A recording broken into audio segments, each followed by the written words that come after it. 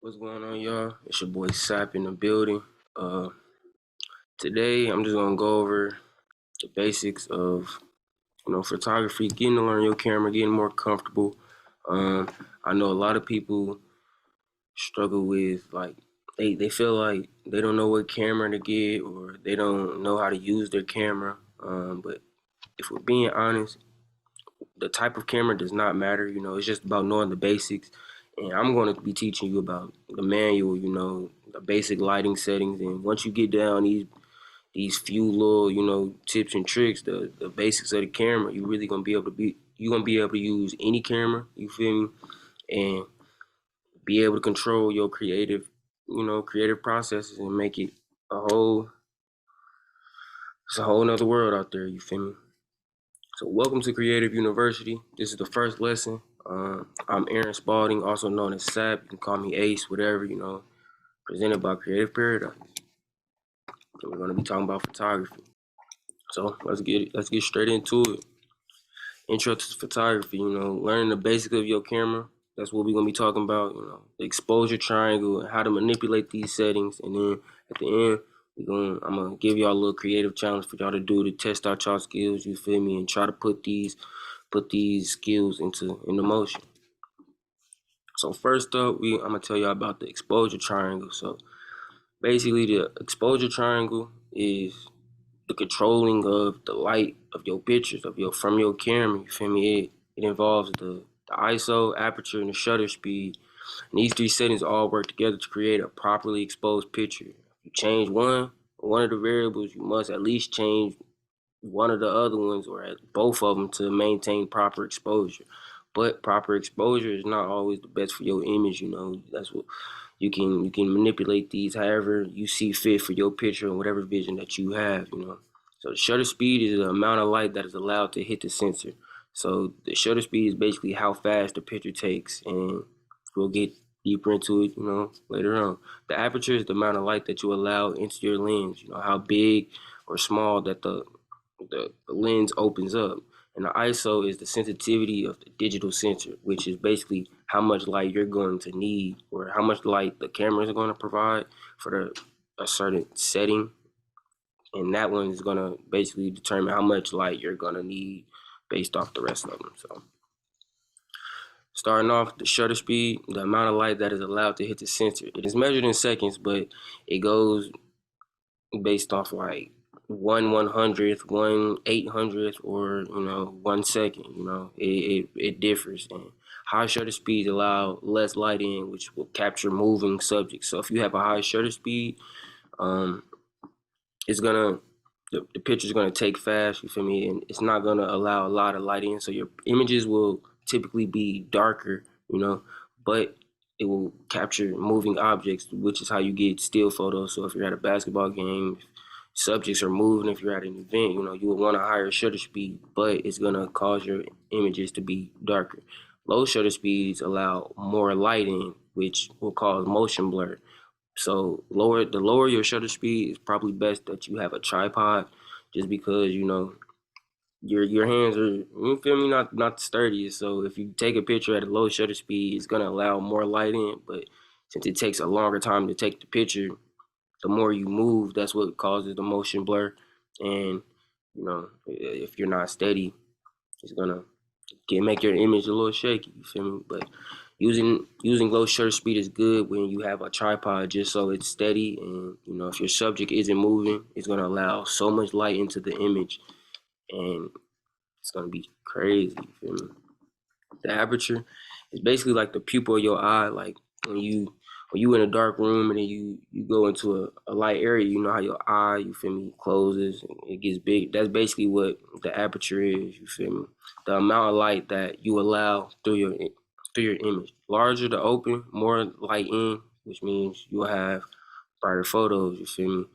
The smaller the hole, smaller the open, the less light in, you feel me, you'll have darker images. But aperture also changes other things, which we'll get into later. But the aperture is measured in f-stops. So a small f-stop means a bigger hole, and a big f-stop is a smaller hole. So if it's a small hole, you feel me, less light is coming in. If it's a bigger hole, more light will come in, obviously.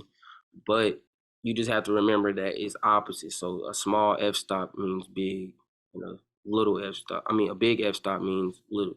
And aperture also changes the depth of field, so it causes uh, blur in the background, and it can cause your image to be, you feel me, it'll have no blur. So um, larger aperture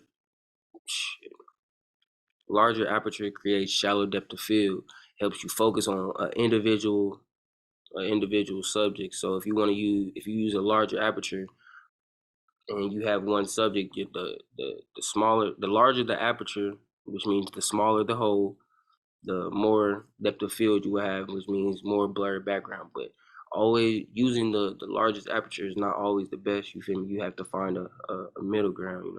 Smaller aperture creates a large depth of field, which is good for like landscapes, keeping the whole picture sharp, keeping the whole picture in focus. It's good for like family photos, stuff like that. You feel me? You don't want a lot of blur with a lot of photos. It's not always good to have a blurry background. Sometimes you want to get the texture and everything of everything in the picture. You feel me? This can cause a loss of sharpness due to diffractions and lens quality. So maximum aperture may not be the best. So be mindful of which one you use. And like I was saying, it's always using the, and this goes for, you feel me, any part of the triangle. If you use the highest or the lowest, it's not always the best. You feel me? It's always something that can mess up your image. But we'll get more into that a little later. You feel me? The ISO. This is probably the easiest one to grasp. I'm sure everybody knows about this one. It's simply how light or dark your image is. So low ISO means it's going to be darker image. High ISO means it's going to be a brighter image. High ISO makes your higher ISO makes your shit. Higher ISOs make your image brighter. So if you're in a dark room or it's dark outside, you will want to raise your ISO. But when you raise your ISO, it can cause noise, and it makes your image, grainy, and that's not always good. Low ISO is good for if you're outside, or if you have artificial lights and you already have a good setup. You want to lower your ISO just because you don't need a lot of light coming in from your camera. So um, this is one of the ones that I use the most to start with, just because it's easy to grasp. So depending on your light settings, you feel me, I use like ISO 200, 400, 300, something like that, something around that area for the most part. But you know, I go up to 800 if I need it when it's darker, and it's all subject to change. You feel me? White balance is another one that's pretty crazy. Like a lot of people don't know about the white balance of your camera. So the white balance controls the light temperatures of your photo. Changing the white balance changes the way the lighting looks. These settings can be changed within your camera or in post-production. You should change these depending on what type of light source you are using. Like everything else though, it is subjective to the idea that you are going for, so don't feel obligated to use a specific one. Just be mindful of the white balance you are using because it can change the whole picture. So white balance is something that I don't really mess around with unless I know for a fact that I need it. I keep it on auto, but most of the time, you feel me, you don't need to use, if it's a cloudy day, you're outside, you don't have to use the cloudy white balance. You can literally use any white balance that you want, and they all do different things. And normally I change my white balance in post production anyways. That's why I keep mine on auto. But if you want to get like, unique pictures, you can use white balances that change the whole image. Like as you can see, this one, the cloudy sunlight white balance, it makes the whole image blue. And sometimes if you don't like that blue light, you feel me, you can change it to a different white balance, and depending on the temperature of the image, you feel me, you change the whole image. But I change white balance in post production. But it is good to know the difference between the white balances and to play around with them just so you can see what you like. Like, do not forget, art is completely subjective. So with all that I just taught you, you feel me? All that you just learned, you can use it however you want. Like there is a a, a perfect point of perfect exposure, the perfectly lit image, but none of it doesn't have to be that way. You feel me? And with auto is gonna give you that perfect look. Excuse me. Auto is gonna auto is gonna give you that perfect look, but in manual, you feel me, you have to manually go through each of those settings and yourself, you feel me, which is I feel like that's good because sometimes you don't want your image that bright, or for me, I don't like my image too bright at first. I like to bring the light in myself, bring the colors in myself. Never hesitate to be imperfect, you feel me? Create your own vision, whatever ideas that you have, you feel me? However you want your image to look, you have full control when it's in manual. And, you know, um, this art is completely subjective. Nobody can tell you that it's wrong. Like, it may not look bright, it may look too dark, it may be too bright, you feel me? But depending on how you want it to look, it's completely up to you, and it can be that, you feel me? So don't forget, art is subjective. There's no correct way to use these settings for the perfect picture, but unless you make it that way, you feel me? You create the perfect picture. You are the perfection, but don't be afraid to be imperfect because imperfections is what art is. You feel me? Create yourself, create your vision, put yourself into your vision. You feel me? The bucket analogy. This is probably the easiest way to grasp the exposure triangle. It's I just learned it. I ain't even gonna lie, like, and it made me look at it differently. So think of the exposure triangle like you're filling up a bucket with rain.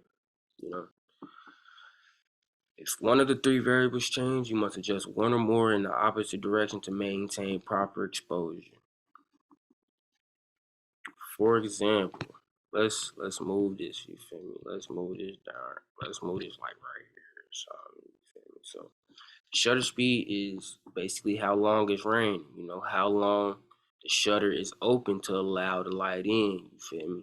So it makes sense because if it's raining for a long time, that means a lot of rain is gonna get into the bucket. If it's raining for a little bit, you feel me? A little bit of rain is gonna get into a bucket. If your shutter speed is open for a long time, a lot of light is gonna get into the camera. If your shutter speed open for a little bit of light is gonna get into the camera. You feel me? That's just how the shutter speed is. You feel me? The aperture is how hard it is raining, how wide your lens opens. You feel me? So I think of this one like, you feel me? If say the clouds, you feel me? If it's raining a lot, you feel me? It's gonna be a bigger hole where the rain is coming through, a bigger cloud type shit. If it's raining a little bit, it's gonna be a little hole. You feel me? How wide your lens is open. If it's a You feel me? It's simple. I mean, it ain't simple, but it's once you get it, you got it, and then you're gonna be able to control your camera, control any camera that you touch. ISO is how much rain you need to fill up the bucket. Again, how much light you need in order to have a properly exposed image. So if you got a low ISO, you feel me, you don't need that much rain. It's a little bit of you feel me? I mean, if you got low ISO, you're gonna need more rain because if the ISO is low, you're gonna need more light. That's gonna darken your image. You feel me? So if you got a high ISO, you're not gonna need a lot of light. So you feel me? Your images are already light, so you're gonna need a little bit of rain. Keeping one variable stable is the key to finding the best exposure for your image. Your starting point should be wherever you want to focus on. You build around that setting. I start with the ISO just because it's based off of the light of the environment. So if I'm in the studio and I have my lights up, I'm gonna use a low ISO, so I don't even have to worry about that no more. And then I'll work on my shutter speed and my aperture, just depending on, you know, it's all subject to change. If I'm outside, you feel me? I'm gonna use a low ISO. I don't even have to worry about that no more. I just put my ISO on 200, 100, depending on if it's sunny or dark. You feel me? And then I go to my shutter speed. You feel me? And the shutter speed, you want to use a higher shutter speed for the most part, which is kind of, I mean, you shouldn't, because the lower your shutter speed, the more motion blur you're most likely gonna have. But the higher your shutter speed, the darker your image is gonna be. So again, depends on the situation. You gotta find that sweet spot, and then you gotta touch the aperture. You feel me? You wanna allow a lot more light in. That's just how I do it though. Because once you grasp this simple concept, you feel me, of the shutter speed, aperture, and ISO, really gonna be unstoppable when it comes to this camera shit. Cause it's like that's really all it is. Like, I mean, you feel me? Again, my white balance, I change it in post production. I keep it on auto. I depending on the environment that I'm in.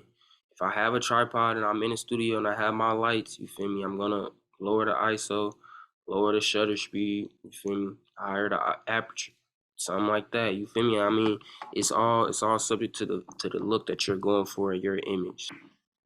So the creative challenges for this week is basically the exposure triangle. This is what we just learned. You feel me? You learned the three to four basic concepts of exposure. You feel me? A perfectly lit image. Um, the creative challenges for this week. We got the exposure challenge, white balance, and imperfection. So the exposure triangle challenge. Basically, just choose one side of the triangle, keep it stagnant, and show the different variations. So you wanna either choose shutter speed to keep the same, aperture to keep the same, ISO to keep the same. And you just change the variables of one or the other two. You feel me? Just take 3 pictures of each, 3 pictures, keeping them stagnant, and then changing them. You feel me? Changing two of the other. You feel me? You know what I'm saying? Change change two of the other variables and show the difference between the images. Really, you can keep two sides stagnant and show the major difference between just changing one.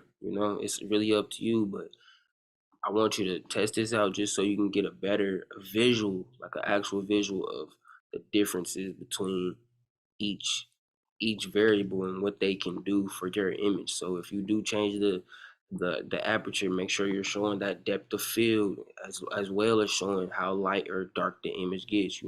This is just an easy way for you to actually put forth what you're learning and start to understand. So when you're in the field or when you're at a shoot or you're taking pictures, you can know, like, it's not even like memorizing exactly what to do, but you'll know, like, okay, I know that if I lower this, then this happens. If I raise this up, then this happens. I know that if I'm looking at this image and it's dark, I know what I can move to. You feel me? It's just about using what you know. And if I'm being honest, I don't remember everything about the camera, but I know that when I'm shooting, I know that if I change one of the variables, what's gonna happen. And that's how I always move forward with my shoots. The next challenge is gonna be the white balance. Take pictures using different white balances to your advantage. I mean, this one is really gonna be something experimental because there is, it can change your whole image. So just take pictures playing with the white balance, show the different, take an image in each of the different white balance. It can be a picture of like the same thing. That would probably be the best, just so you can see. You feel me? Or try to find the different light settings which can make your image the best. Test out the white balances, see, just so you can see what they are. Don't just scroll through them. Take pictures using them, and then you can, when you're doing this challenge, make sure you can touch the exposure triangle. You feel me? You can do all that too, but focus more on the white balance when it comes to this one, just so you can see the differences in the temperature of the lights. If you have certain lights, find a light or go outside and try it. Just using the white balances with different light sources as well is also a good way to learn. Just because you figure out what light sources is best for what white balance is best for the light source that you have. So if you're in a house and you're just using the, you feel me, the lights from the kitchen or lights from your room, you feel me, you'll see what white balance is, makes the picture look normal, makes it look like what you see, you feel me? And that's how you know that you're in that type of environment. If your picture looks regular, you feel me, then that's how you know you're in the right light for that white balance. But test them out, show the differences between the cloudy, the sunny, the what's it called, fluorescent lights, you feel me, the flashlights, everything, you feel me. You can do like all of them, four of them. Just show the differences and to show how deep it can get. You feel me? And then the last challenge, you feel me? This one's gonna be the best one for me. You feel me? And I'm gonna do these same ones too, and I'm gonna be posting them next week. You feel me? So don't think I'm just like, you feel me, giving y'all homework. Like, just don't think of it as homework. Like, this is just challenges for you to learn and put your skills together and create some art. You feel me? This is the first one. The next week is gonna be so crazy. The imperfections, you feel me? Explore and create some creative pictures by manipulating the different settings. Be sure to test your abilities by using a depth of field, lighting, motion blur, and other things to make your photo imperfect. So for this one, there's no real limits, just make an imperfect image that looks good. So whether you're playing around with the aperture, whether you're playing around with the shutter speed to show somebody moving, just take creative pictures, and that's what the whole creative university is about. And this challenge it's the third one for a reason, you feel me, because it's really supposed to test out your skills, see if you know how to use what you learn and how far you can take it. So excuse me, test your abilities by seeing what type of image you can make. It doesn't have to be like too wild, but just show that you can take an image using everything that you learn, and you can tell me what you use, or you can tell someone else what you use and how you use it to create this certain look. So whether you're making your image completely light, you feel me, to show, I don't know, the brightness, you feel me, the exposures and stuff like that. Make it, I mean, I still want you to try to make it a good picture, but like, who am I to say that the picture's not good? You feel me? So just test out your skills, you feel me? See how far you can take them. Like, and for these, I'm going to do my best to, you feel me, go to the extreme, try to get some motion blur pictures, try to use my depth of field, try to manipulate my lighting, you know, make the imperfect picture a perfect imperfect picture. You feel me? And them is the challenges that we have for this week.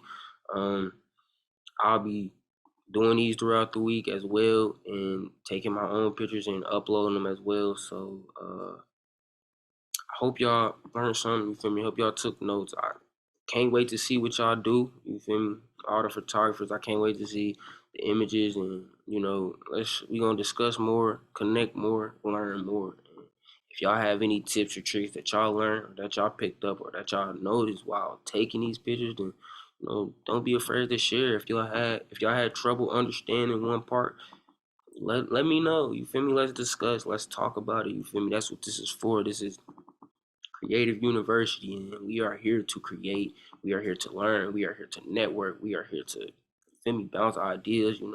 Learn new skills, and that's what art is about. It's completely subjective, so I can never tell you that your picture is bad. You feel me? This is not the traditional school. No, this is just artists connecting with artists to learn art. You feel me? And don't overthink. You feel me? I mean, definitely put some thought into it, but don't ever, when creating, don't ever think about what someone else is gonna think. You feel me? It's you. You're the artist. They can't tell you that your images is bad. You gotta love what you do, and you gotta learn and go through these things. Like, you feel me? The doubt is gonna be there. Like, I deal with it all the time. Like, I've dealt with it. You feel me? But I'm getting to a point where, you know, it's time for me to start creating. For me, it's time for me to create the true vision that I got. So I want to do that, and uplift y'all. You feel me? Especially since I've been doing this for a little minute now. I'm trying to take it to the next level. I want people who I've been in those shoes before. You feel me? So I know how it feels, but I want y'all to start to think like this is a creative art. You feel me? This is subjective. There's nothing that you can do wrong. You feel me? But let's go to the next. You feel me? Let's just keep it moving. A properly exposed image is very important. With these tools, you have full creative control of your camera. You use them to bring your vision to reality. You feel me? Next week, we're gonna talk about portraits. We're gonna talk about framing subjects, and we're gonna talk about some basic editing tips and a lot of lighting. You feel me? And we just gonna keep it moving, keep it rolling, and I'm gonna keep, bringing y'all knowledge, and hopefully we can start having in-person classes. We can start having, live Zoom sessions where y'all can ask questions and stuff like that. But for right now, we just gonna keep the videos coming. We gonna keep pushing. We gonna keep creating. We gonna keep learning. We gonna keep networking. That's what this shit is about. You feel me? So definitely thank y'all for, you feel me, joining the video. I hope you enjoyed your video. I hope you learned something. I can't wait to see what y'all do. Let's keep creating. You feel me? Creative paradise in full effect. You feel me? This is how you create paradise. You create yourself, because you are the paradise. You feel me? You are the one. You are him. You are her. Don't forget that shit. So I'll see y'all next week. See y'all next video. Hope to be meeting y'all soon. You feel me? My name is Aaron. You can call me H. You can call me Sap. Call me, feel me, what you want. Can't call me bro, because you saying nah. But I'll see y'all next time. You feel me?